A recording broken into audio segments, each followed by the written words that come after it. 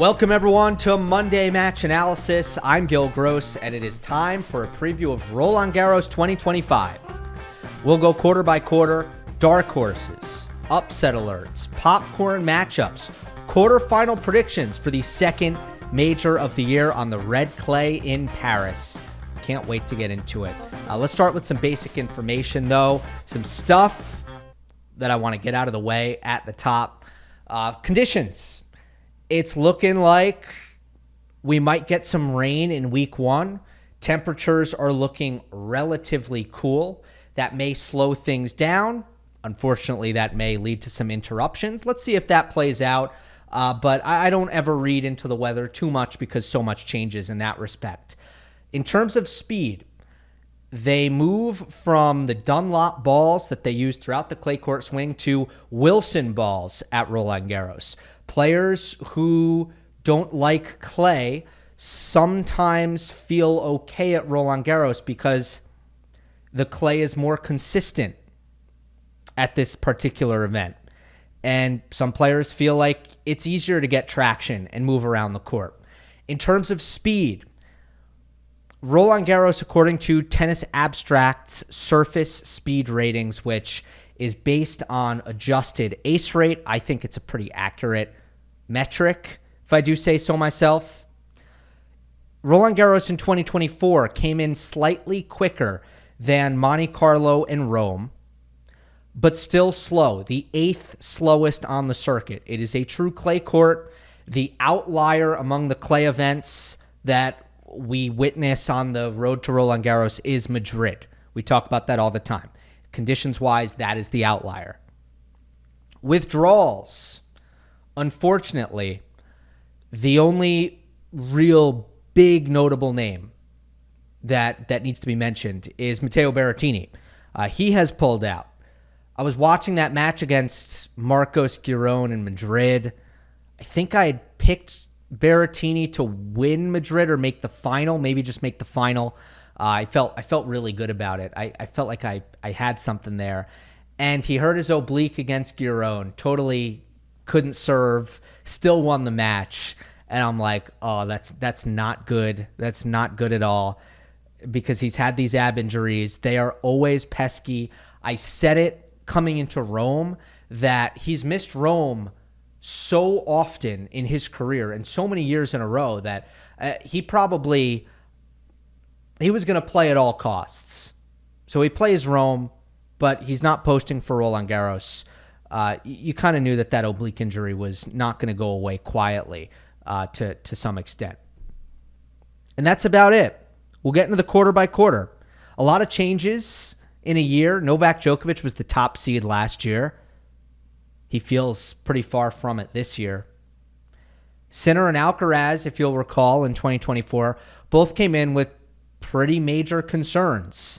This year, it's the polar opposite. They come in coming off of a Rome final against one another. It is Jannik Sinner who is the top seed. He's got Jack Draper, Alex de Minaur, Arthur Fils, Andrei Rublev, Jakub Menchik, Alejandro Davidovich Fokina, and Hubert Hurkacz. My dark horse in this quarter is Joao Fonseca. My upset alert is Arthur Fils. My early popcorn is Gasquet versus Ottman in round one. So we'll go in order here, talk you through these, and we'll begin with Fonseca, who had a disappointing European clay court season, wasn't able to keep up the ferocious pace that he had been on since the year-end, well, I should say the next-gen finals at the very end of last year. But I said this a couple weeks ago, still feel this way. I don't think the loss in form is a big deal or anything to be concerned about.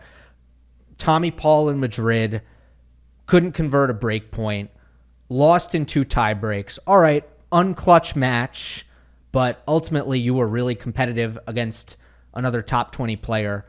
That's not negative in my book. Plays the Estoril Challenger. That's a clunker. Okay. Probably wasn't as engaged or prepared as he should have been. Then he loses to Fabian Marozsan, first round in Rome. And I just think Marozsan is a pretty dangerous opponent in general, especially at Masters 1000s. Great history in Rome. And Fonseca doesn't get it done there either. So just not enough there for me to panic. And in general, bigger picture, last 52 weeks, Fonseca, 46 wins, 20 losses. That includes at tour level, 17 wins to 9 losses. I have him making the third round here and losing to Jack Draper. Draper, by the way, is the only guy who's really been able to make Fonseca look uncompetitive as far as top players are concerned. And that was at Indian Wells. But he went up against, obviously, Andrei Rublev at the Australian Open to start the year and beat him. He played De Minaur in Miami. That was a competitive match, and the physicality ended up being the difference. He played Tommy Paul in Madrid. I mentioned the margins were razor tight there, although it was straight sets. So, he plays with these guys. He's right there. He's not as good as them. I'm not, don't get me wrong. Right now, he's not as good as them, but he's dangerous. So, I will say there's a lot of good unseeded players in this quarter. Bublik is in there. Jaume Munar is in there. Jiří Lehečka is there. Maybe on hard court, I'd consider him more. Monfils, another guy, maybe on hard court, I'd take him. But among those names who I was considering, I still think Fonseca is the most dangerous, despite his youth and his inexperience and the fact that he's probably lost a bit of confidence in the last few weeks. My upset alert, Arthur Fils. This is mostly a draw thing and a pressure thing. Now, Fils is not one to shy away from the bright lights, but I think this is a lot for any 20-year-old. Suddenly, he is your top Frenchman, the guy who's shouldering all the expectations. And he is a player who can get a little bit overexcited out on court. When things are bad, they are pretty bad. Like, his floor is low in terms of the errors that he can sometimes commit in bunches. Roland Garros record still hasn't been able to get it going here. Now, there are no bad losses if you look at the context. He's lost to good players, or you're looking at situations, 2 years ago, 3 years ago, where he's still very, very young and he's getting wild cards into the event. But he's 1-4 at Roland Garros, so he doesn't have that weight off of his shoulders, and I just think there's a lot riding on this for Fils. He's got to play Nico Jarry first round, who's starting to look a little more like himself. All right, it's not great, but it's not as bad as it was after the ear infection for the next 6 months that we saw following up that Rome final last year. It's been looking a little bit better. And then after that, it's Jaume Munar, who's had a lot of big wins this year. A lot of them actually on hard court. But I don't want to play Jaume Munar in a second-round match. Andrei Rublev, third round, because he's seeded so low. That's a third-round match. That's a tough draw for Fils, and that's why he's on upset alert. Even though he's been really consistent this clay court season, he's been playing great tennis this clay court season. Finally, early popcorn match. Richard Gasquet versus Terence Ottmann. Gasquet in his 22nd and final Roland Garros. This is his retirement event. First time he played this event was 2002. Spectacular longevity, beautiful game, terrific career. He will be missed. Crowd is going to be fantastic, even though Terence Ottmann is French as well. And I love the Ottmann side of this as well. He is a player who fascinates me. He's got a really tricky serve to read, as low a toss as really there is on the tour, and a lively forehand. He creates a lot of sharp angles with that forehand. He's also a volatile personality, and he's a guy, because of his talent and because of his kind of wild side mentally, he's somebody who I always kind of want to watch. And because he's struggled in the last year or so to break through the challenger ranks, I haven't actually gotten to see him as much as I'd previously hoped. So I'm looking forward to this one, Gasquet versus Ottmann. Quarterfinal prediction in this quarter is Jannik Sinner defeats Jack Draper. Let's start with the Draper side of this. I actually think going back to the start of the clay court season, one of the major questions in my head was, will Jack, who had been easily one of the best players in the world up to that point post Miami, will the clay be a speed bump or will he continue to contend?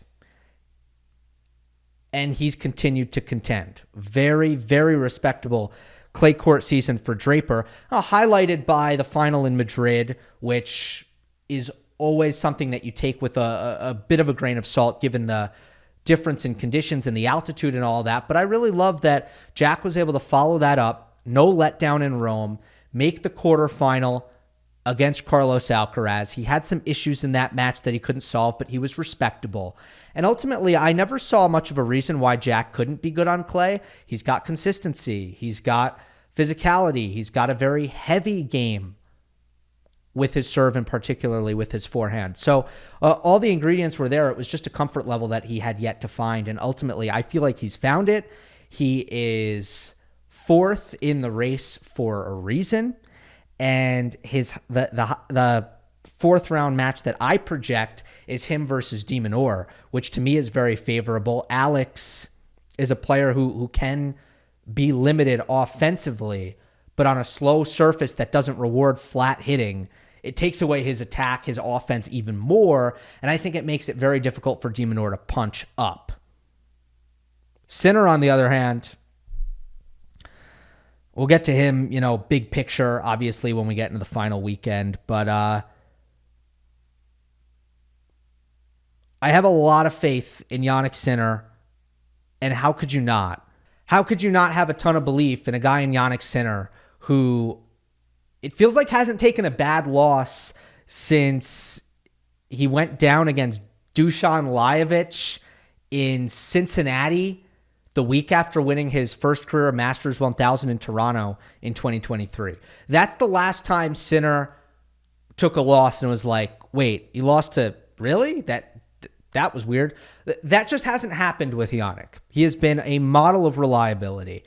And he comes into RG, in my opinion, despite the 3-month suspension absence, in way better shape than he did last year when he had a hip injury that everybody knew about, and he had a pretty bad illness that nobody knew about until he started giving interviews ahead of the tournament, and he still made the semifinals last year and lost in 5 sets to Carlos Alcaraz. So I have Sinner beating Rinderknecht and Ottman and Davidovich Fokina in the third round. Fils, despite the upset alert, more likely than not in the fourth round.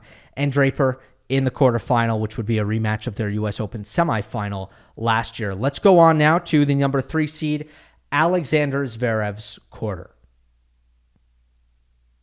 We've got Zverev, Novak Djokovic, Daniil Medvedev, Grigor Dimitrov, Francisco Cerundolo, Hugo Humbert, Denis Shapovalov, and Felix Auger-Aliassime. My dark horse here, Matteo Arnaldi. Upset alert, Novak Djokovic. Early popcorn, Cerundolo versus Griekspoor, round 2. Dark horse was actually between a couple of Italians. It was either going to be Cobolli or Arnaldi. And if they both win their first round matches, they'll actually play against each other in the second round. And ultimately, I went with Arnaldi because he's won 3 in a row against Cobolli and has been to the second week of majors a couple of times, including in Paris last year, which is something that Cobolli cannot say so himself. Matteo might get Felix on a quick turnaround from Hamburg. Felix might be a little bit vulnerable in that spot, given the change in scenery. We've seen that before. I mean, week before a major, and some of the Geneva guys have actually gone against that. I mean, Ruud has played Geneva a lot of the time, but all in all, if you look at the history of it, it's not pretty. Winston-Salem has been the worst historically. Anybody who plays well in Winston-Salem can't seem to get out of the second round in New York. But I digress. Look, Matteo, I like him on clay because I like the forehand a lot. I think it's a good weapon that he sustains aggression with.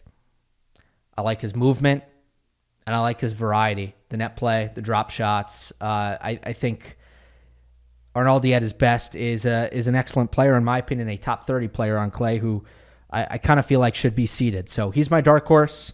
I do have him making the third round, and I have him losing to Alexander Zverev there. Upset alert, Novak Djokovic. Speaking of Geneva, Djokovic still alive in Geneva as I'm recording this on Thursday night. He's going to play a semifinal.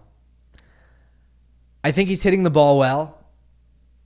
I think he served really well in patches, but the movement and the physicality to me looks off. The general body language and his vibes and his happiness on court, that looks way off.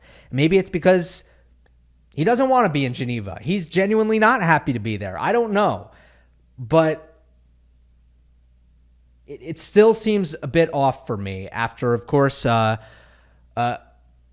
winless clay court stretch up until that point and a mysterious withdrawal from Rome, which has historically been his best clay court lead-in, an event that he's played exceptional tennis at throughout his career. And ultimately, I have Djokovic on upset alert because I don't believe that there's an on switch and an off switch. I don't think that that's super accessible or sustainable to not build momentum and confidence and fitness and wins and rhythm, to not be able to do that outside of the majors, even if there's a big delta in the level of motivation. And okay, slams is when Novak's going to try to turn it on and the motivation is going to be at its peak. I get that. And I think that matters a lot. And for that reason, like, I've been very sensitive to understanding where in the schedule are we and how should I therefore interpret Djokovic's results. I've been very sensitive to that. But ultimately, like, look, Rome is go time. And when you lose first round in Monte Carlo, Madrid is go time. And Geneva, it hasn't really, again, it hasn't eased my concerns. So I do think Novak is going to be vulnerable here. Now, maybe he just flips the switch and suddenly he's, pre-injury Australian Open Djokovic, or he is Miami Djokovic, or Wimbledon final Djokovic, who arguably, that version of Novak even had some flaws. But I don't even know if we're going to see that. I'm concerned that we're getting U.S. Open Djokovic, lost to Alexei Popyrin kind of Djokovic. That's why he's on upset alert, because I think that's a real possibility. But his draw is favorable. Mackie McDonald, first round, hates clay, hits flat, the flattest hitter really like on the tour. Corentin Moutet, tricky, but he's all defense. Third round, Shapo. He's been struggling. Who knows if he's going to even get there. Pedro Martinez, Bu Yunchao Kete. It's a really good look in the third round. So I think Novak might fight it out, get to the fourth round. I think it's an opportunity for Daniil Medvedev, though. If Djokovic plays Medvedev, I think that's a chance for Daniil to get another splashy win that he could feel good about. And I would pick Medvedev in that match if they played tomorrow. Popcorn. What do I have here again? I have Cerundolo versus Griekspoor round 2. This could be an interesting one for Cerundolo, who has high hopes, I'm sure. He's reached the point where he's highly respected on clay. Everybody knows that he has a chance to be in the mix to make a run of the final weekend because that's how much this surface helps him. But Griekspoor is a guy, if he's presented the opportunity, and it's always interesting on clay to see if a guy like Talon is going to be able to do this, but he'll break things up. He'll live at the net. He'll serve and volley. He'll serve +1 approach. He'll use his backhand drop shot a lot. And when Griekspoor gets hot, he'll hit his spots on the serve and just jump on top of you off that first ball. So he can break up the rhythm of a match and really take away what makes Cerundolo so great on this surface, which is Francisco's ability to hit forehands and backhands and move left to right. Greek sport can be a disruptor there. So I think that could that has the potential to be a really interesting match. Okay, quarterfinal here. I want to start things off with a bit of a preamble before I get into my actual prediction. I don't want to pick anyone in this quarter. Nothing feels good. So we'll just kind of go through it here. The physicality is a non-starter for me with Dimitrov, best of 5 clay. His body hasn't been able to hold up at slams. It's happened time and time again in the last couple of years. So I'm not picking Grigor. Cerundolo is going to be the trendy pick here. I know that. What gives me pause with him is the mental side. Look at the last 2 years. Back-to-back 4th-round runs. He's come up against Holger Rune and Novak Djokovic. There's been some real opportunities for him to win those matches. Hasn't been able to get it done. It feels like there's some scar tissue there at majors for Cerundolo, and he's yet to have that big moment. And I've seen it really throughout his career. Not sure what I'm going to get in tight moments. Not sure what I'm going to get if things start going bad and his resilience is tested in a big way. So that's Cerundolo, where I love the top line tennis. But to me, like there's other guys who I think are just more seasoned. And I think that's a disadvantage for Francisco. Medvedev, quietly comfortable in Paris. 4th round or better 3 of the last 4 years. The one bad loss was to Thiago Seibold right after he won Rome. That was what times, right? That was wild. And look, Medvedev is beating everybody who he's supposed to beat on clay. He didn't take a bad loss all clay season. That said, he has lost 5 in a row against top 50 opposition on clay. And I just don't know what he's doing at an elite level to beat these guys on this surface. I don't know what it looks like. The identity crisis with Medvedev and what he's trying to do out there, which at times I don't recognize anymore, that bleeds over to me trying to envision him beating Cerundolo or beating Zverev at their best. And I struggle to see it at the moment. Then you have Zverev. And Zverev has horrible matchups here. He doesn't feel like the right pick because he has horrible matchups. He is 0-3 against Cerundolo, who he would potentially play in the 4th round. And he has lost 11 out of his last 13 against Medvedev. And that's my preamble. That is why I don't want to pick anyone, but I have to. So with that, my quarterfinal prediction is Alexander Zverev defeats Daniil Medvedev. Look, there is a reason why Sasha has made the semifinals here the last 4 times he's played. And I don't think he's that different from that guy in 2025. And the narrative is very negative around Zverev at the moment. But the argument that he is in some sort of sharp decline right now doesn't really land with me. I expected after what happened in Australia that he was going to struggle. I think there was temporary mental stuff with what happened in Australia, with Sinner getting suspended. And I think there's been some physical stuff, which, in fairness, seems to be happening more frequently with Zverev in the last year or so. But other than there being overall just more negativity and overall frustration in his orbit, he still just looks like Alexander Zverev to me when I watch him play, especially for portions of this clay court season where I think Zverev's level has been just fine. He's still insanely physical. He still gets his nice high contact points. He likes these conditions. Mentally, if he plays this right, I think he'll have a chip on his shoulder because of just how much he's being written off right now. He does need to get over the tennis balls and make sure that despite his frustrations with that trend, and by the way, I have a piece coming out on Instagram about the tennis balls that you're not going to want to miss, where I really get into the data of whether or not they've actually gotten slower since COVID, as Zverev claims. So follow me on Instagram at Gill Gross _. I'll do something on YouTube for that as well because I want to blast that out to as many people as possible. Zverev has to get over that. But as long as he can play with some energy and some enthusiasm and kind of get back to the full level of commitment and effort, I see him navigating through to the semis again for a 5th straight year. Despite the bad head-to-heads. Let's see. Taylor Fritz's quarter. Fritz is the number 4 seed. He's got Lorenzo Musetti, Holger Rune, Francis Tiafoe, Tomas Mahach, Sebastian Korda, Brandon Nakashima, and Alex Mickelson. This kind of looks like the draw to the ATP 250 in Houston. It's like the American Clay Invitationals or something here. My dark horse is Francisco Comasagna. Upset alert. Everybody except Musetti.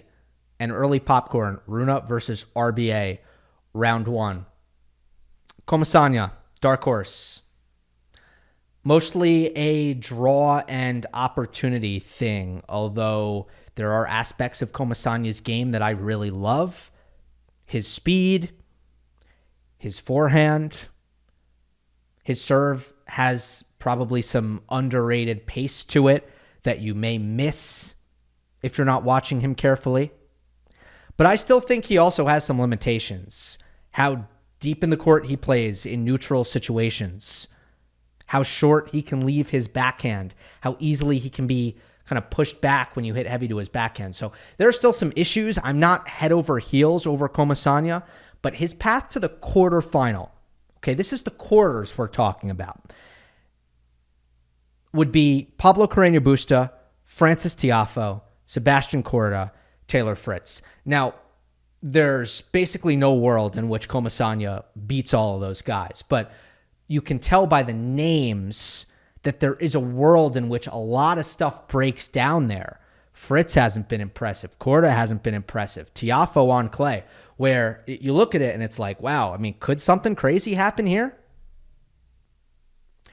And Comasagna, he's beaten Fils on clay this year. He's beaten Zverev on clay this year. Has had those flashes, and that's why he's my dark horse. Upset alert, everyone but Musetti. I will kind of run through these matchups with the seeds.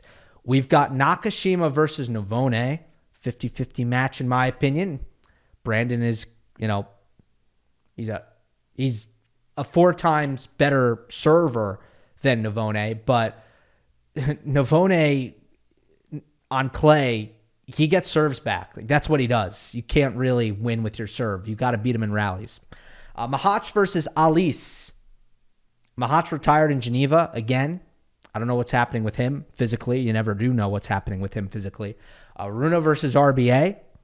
We'll talk more about Holger in a moment. Tiafoe versus Sefulin. Francis has a losing record at Roland Garros for his career. Sefulin, when he's good, he's good. Korda versus Darderi. Darderi makes some runs at times on the clay. Korda can be a little bit shaky early rounds at majors. At least he has been recently. Nothing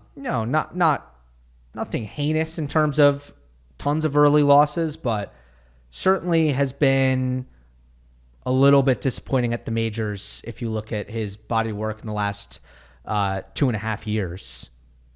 Mickelson versus a qualifier / lucky loser. Not much to say about that. Then you have Fritz versus Altmaier. Taylor should win, obviously, but I don't know, Altmaier has one upset win at Roland Garros in his career. I remember the win. He beat Jannik Sinner, and everybody was freaking out. Like, what's wrong with Jannik? I mean, it was probably peak negativity with Sinner was after that loss at RG that I can remember, where everybody was kind of like, man, I don't know if this guy is as good as we think he is. So that's fun to reminisce on. I just think that this is a weak section and we could see a lot of upsets. Early popcorn, Rune versus RBA round 1. Look, Rune should not lose to Bautista Agut on clay. There isn't a lot of firepower there. On grass, when it's slick, when it's quick, that's when Bautista Agut's forehand can be somewhat of a force. That's where when he hits his spots on serve, he can still get an advantage with his serve. But on clay, Holger, this would be a pretty disastrous loss, right? But we know that RBA can dig in, make a match physical, get really consistent at times. Now, not always. It used to be always match in and match out that Bautista Agut would be a ball machine. Now it's only sometimes. He's 37 years old. He's doing that classic 37-year-old thing where he's typically a lot better in first-round matches than he is thereafter. He's won 5 out of his last 6 first-round matches. Just doesn't seem like he recovers very well anymore. But he'll turn it up for a slam. And with Rune, you have your eye on him because it's just been so inconsistent. Between Monte Carlo, Madrid, and Rome, the 3 clay Masters 1000s, Holger won 1 match. And obviously, you have this awesome title run in Barcelona and a win over Alcaraz there. But I think I said after that in Barcelona, I'm like, okay, great. Huge run, awesome level. Can he just stabilize things a bit week to week to week where he's just not taking bad losses and the health holds up and the physical side holds up? And it hasn't. It hasn't at all. But he did say that the reason he's been feeling sick so often, that he's figured it out, that he's on a new medication, that they've gotten to the bottom of it. So it all adds to the intrigue of Holger Rune and what version are we going to get here at Roland Garros. And that's why he's popcorn. Not to mention the fact that he is highly entertaining as a player in general to me. Quarterfinal prediction. Lorenzo Musetti defeats Taylor Fritz. And with Musetti, this felt like kind of a layup to me, which is crazy to think about. Lorenzo, since the Olympics on clay, is 19-4. We've got Olympic bronze, Monte Carlo semifinal, Madrid semifinal, Rome semifinal. Taylor Fritz struggles in the matchup, does not like playing Musetti, has struggled in general. Huge movement deficit against Musetti on clay. I mean, it feels very easy to pick Musetti here, given what he's done and given the opportunity in his draw. I guess I should mention, Rune or Mahach would be his 4th round projected. And that might open up for him. So he's in prime position here. And I think that Wimbledon semifinal is going to help him deal with the expectations in a way, because if Musetti didn't have that on his resume, I would be a little bit concerned about him suddenly being this favorite to make a major semifinal when he's never done it before. And just that expectation of being expected to do it and never having done it can be really tough. I think the fact that he's already done it, that he doesn't need to think about it like that, like, oh, this is my chance to do it for the first time, I think that'll depressurize a bit, which is a big deal. Why did I pick Fritz to the quarterfinal? And the question is, can he take advantage of the softest section of the draw? Last year, he was ultra consistent at majors. In fact, he was 4th round or better at all 4. This year at the Australian Open, Gil Monfils went God mode on him and beat him. Fritz had an ab injury similar to Matteo Berrettini's, and it's been a total pain in his behind. It's been tough for him to get over that, but it's been a long time now. He should be recovered. He hasn't been able to get things going. At the end of the day, I believe in him more than Korda and more than Tiafoe and more than Comasagna. So he's there by default. But this is important for him. This is an opportunity for him to kind of make up the ground that he's lost if you look at the race. Right now, he's 18th in the race. And that gives you an idea of what kind of season he's had, despite still being 4 in the world because of how his points are tilted and allocated towards the second half of the year. This could be big for Fritz from a ranking standpoint. All right? Let's go to our final quarter here. It's the number 2 seed Carlos Alcaraz. He's got Casper Ruud Tommy Paul, Ben Shelton, Stefanos Tsitsipas, Karen Khachanov, Alexei Popyrin, and Giovanni Pecci Pericard. My dark horse here is a qualifier or a lucky loser. Either one. Upset alert, Stefanos Tsitsipas, early popcorn Shelton versus Sonego. That's a round one match. The reason I put qualifier where dark horse is supposed to go is because I wasn't really into any of my options here. Hugo Gaston made the fourth round at Roland Garros before. That was 2020. All right. But I'm not convinced. Tomas Martin Echeverry is in there. Not convinced. Borges, not really. Tabilo, why hasn't he played since Monte Carlo? I'm not sure. But that gives me pause, of course. In fairness, Sebastian Offner is the guy who's hot here. He's been playing some really good tennis. Just not a massive believer in the sustainability of his game at the tour level. I'm just not. He's got time to convince me. So far, I'm unconvinced. So I didn't feel like going his direction either. This gives me a chance to shout out the qualifiers because as I'm recording this, qualifiers have not been placed. And they often can make some real noise at tournaments, at majors, at least in the first couple rounds. You usually see at least a few of them win their matches. So I like to shout them out.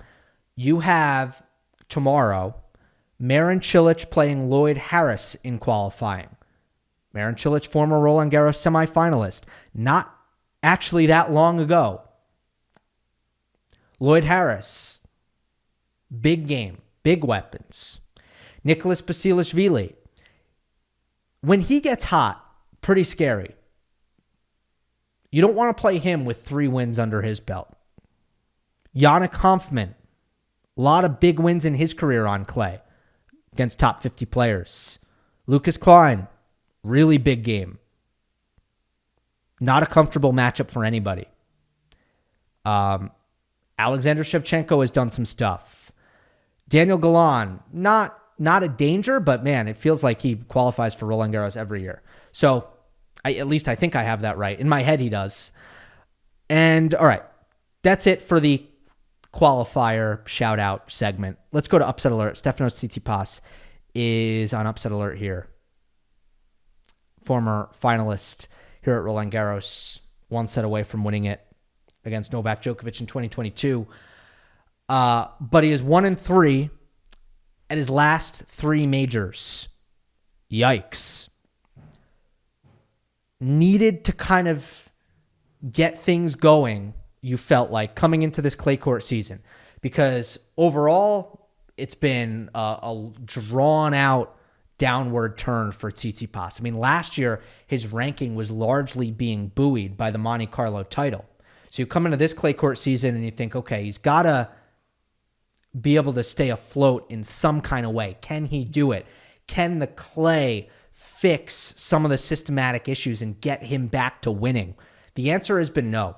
And this is how drastic it's been. I just want to read the clay win totals for Tsitsipas in the last 4 years. 2021, 23 wins. Next year, 17 wins. Year after that, 17 wins. Last year, you do have the Olympics, so more opportunity. But 22 wins even last year. This year, he's at 6. He is at 6 clay court wins. I mean, it is so much, drastically less productive than what we've been used to seeing from Tsitsipas in your typical clay court season. It's concerning. He's defending quarterfinal points here. He's got Echeverry in the first round, who I actually think is a really... Okay, on one hand, Echeverry has put in some solid results, and you can look at it as a tough draw in that way. On the other hand, he is a rhythmic player who doesn't have very big weapons for a top player, I've never found him to be all that threatening. It's just he's rock solid. He works very hard, point in and point out, very even off of both wings. Tough to find a weakness. Those are like his more redeeming qualities. Second round for Tsitsipas, it's going to be a qualifier. So who knows who it's going to be. Third round, it would be Ben Shelton, who in some ways he could have trouble dealing with. Ben elevates in best of 5, and he's the lefty with the lively serve and can get it up high on Tsitsipas's backhand, even on a second serve. On the other hand, I don't know how. Like, Ben shouldn't be able to break Tsitsipas on this surface if Steph is playing well. But honestly, I don't think the draw matters much. Tsitsipas is just on upset alert because of what we've seen from him in general. Early popcorn is Shelton versus Sonego round 1. Australian Open quarterfinal rematch in the first round of the next major. How often do you see that? That seems like a pretty rare thing. A lot of explosiveness and high-octane tennis with those two as well. Should be a good one to watch. Quarterfinal prediction here. I don't think there's much room to get overly fancy. I've got Alcaraz over Ruud in this quarter. Casper Ruud has been a model of consistency at this event. His last 3 Roland Garroses have been final, semifinal. And he's found some form last couple tournaments. It hadn't been a good 2025, but any concerns about the general state of Casper have been thrown aside after his title in Madrid, biggest title of his career, and a quarterfinal in Rome. He got obliterated by Sinner. Absolutely embarrassed. But that kind of brings you to the Alcaraz part of things. Carlos is red hot. He's on an incredible run on the clay. We can get more into it later. But the head-to-head against Ruud is 4-1. Casper actually beat him last time at the ATP Finals. Carlos was definitely sick, but Ruud did make some really good adjustments, returning, taking the return earlier, driving more backhands, keeping it out of the middle a bit better. There were some good signs there, but it's just not hard to pick against Ruud here. He is 1-8 lifetime against top 10 players at slams. The win is over Rune, and there's just enough uncompetitive losses against elite players in big matches where it's just hard to feel that he's the most threatening guy in these spots, which is weird to say because you're so confident that he's going to put himself in the mix at the end of this particular major. You're so confident in that. But in the same breath, and obviously what happened in Rome doesn't relieve this at all. Casper against the top 2 or 3 guys, oftentimes it just doesn't end up being, like, forget losses. Oftentimes it doesn't end up being that good a match. And before I can start to really consider Ruud to win those matches, I got to see him lose closer in a way. All right? We're ready for the final weekend. Let me give a little bit of a spiel before I fully get into those final weekend predictions.